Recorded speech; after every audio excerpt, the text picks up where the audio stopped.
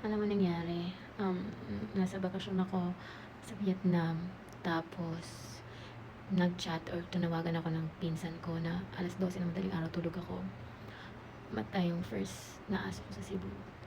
Charlie, super lungkot ko nun ng araw akong umiyak. Eh, ngayon parang ayaw ko pang umuwi sa Cebu.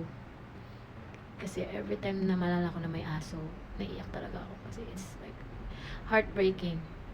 Um, Even though aso lang yun, pero I know na ibang pet lovers, ganito. Pero alam mo yung nasa vacation ako. Ayokong ipakita sa mga kasamahan ko na umiiyak ako. That's why I'm always crying midnight until morning sa CR, sa hotel. Kaso lang naririnig pa rin pala nila ako. Kaya ngayon, I'm trying to make strong. Even my first dog, actually, pinakamatalinong aso ko yun kasi Bisaya, binibisaya na, pero Tagalog talaga yun si Charlie. Ikalo yun ng lovers ko. Kaso lang, ayokong umiyak kasi nga, ayokong ipakita sa iba na mahina ako, pero as in, pag mag-isa talaga ako. Ano nangyari kasi nun? Ko yung itlog ng aso ko. Pinakapon. Alam mo yung parang pinabasectomy. Parang hindi na siya mga kasi sobrang dami ko ng aso talaga. Kaso lang, nag-ano siya ng madaming dugo. Before I left, inaalagaan ko na yun siya. Pero sabi nila, normal lang daw yun. Kasi nga, wala nga, normal lang yun sa itlog ng mga aso. But, sabi ko sa kanya, antayin mo ko, ganun. Ganun lang siya. Nangyari, namatay siya. Hindi niya na ako naantay.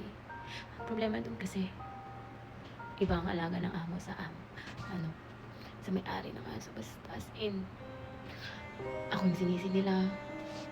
Pero alam ko, malakas talaga yung aso ko na yun, hindi pa rin mamamatay. Dahil lang dun, kaya sabi, what if mawala yung aso ko? Yan lang yun. What if kung mamatay na yung aso? Kasi I first, namatay na ako ng aso last. Nasa Manila ako sabay-sabay dahil naman yung sa Carbo. Pero ito talaga, ako talaga yung may kasalanan. Dapat pala hindi ko lang siya vasectomy or pinakuha na ng ito. Kasi he's trying, malakas talaga yun siya.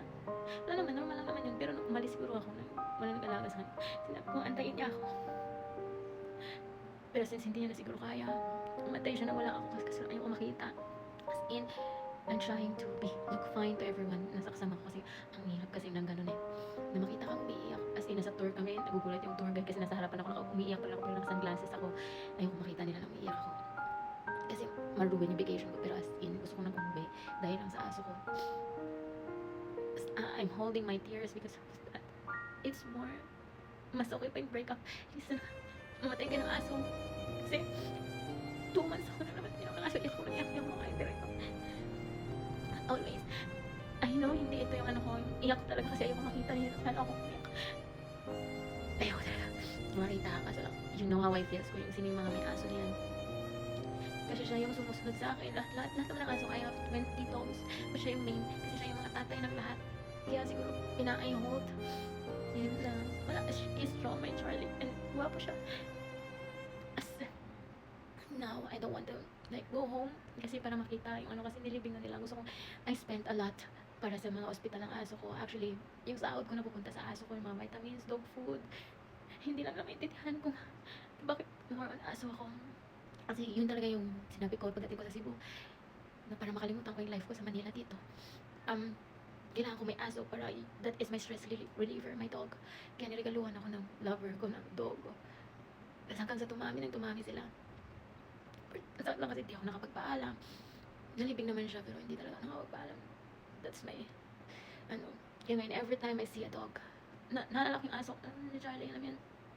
Alam na mga kapitbahay ko, mga kamag-anak ko kung gaano katalino si Charlie. Kasi binibisaya na siya. Pero Tagalog talaga si Charlie. Talino siya kahit nasa labas. Ayun lang yung ko, na malungkot ako dahil doon. Dahil sa nangyari kay Charlie. Pero, next time, alam ko na, kaso lang sakit lang sa loob, namatayan ka na, ikaw pa igsisisihin, di ba?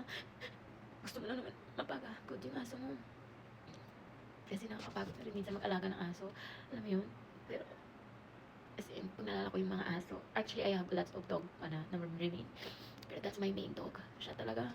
And yun din yung reason nagkasakit ako dun sa may spinal cord kasi kakabuhat sa kanya pag naliligo or something. Pero okay lang yun. Sinabi nila ng So, okay lang, hayaan ko na daw siya. I don't want to give up my dog. Because of that, binubuhat ko pa rin sila. Nililigo ko pa rin sila. Ako pa rin ang nililigo sa kanila. Araw-araw, I spent the whole day para lang maligo sila lahat. Pero naiintindihan niya talaga ako kung sino yung mga grabing hagulgol ko. Actually, I'm holding my tears right now. Pero, tara ma-imagine yung dog ko nawala. Hindi ko alam. Kasi, yun talaga tinatawag ko. Charlie.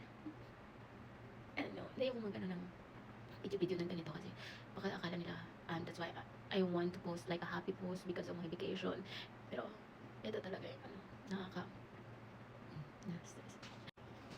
I'm just posting this kasi nakakapagod magkwento lang paulit-ulit ko na nangyari sa dog mo, bakit ka lang umiiyak, bakit ka malungkot, para alam din ng mga tao kasi mahirap magkwento ng paulit-ulit, pero every time na makakita ako ng aso, umiiyak talaga ako. That's why I'm posting this video. Nakakapagod magkwento, alam mo, pagod umiyak kasi actually mga ilang days din ako umiyak gabi-gabi until now. Kaya I'm posting this video para sa lahat naman nagtatanong kung bakit ako malungkot, wala sa mood. Actually, I'm trying to post a picture para hindi matapakan lang yung previous pictures and videos ko.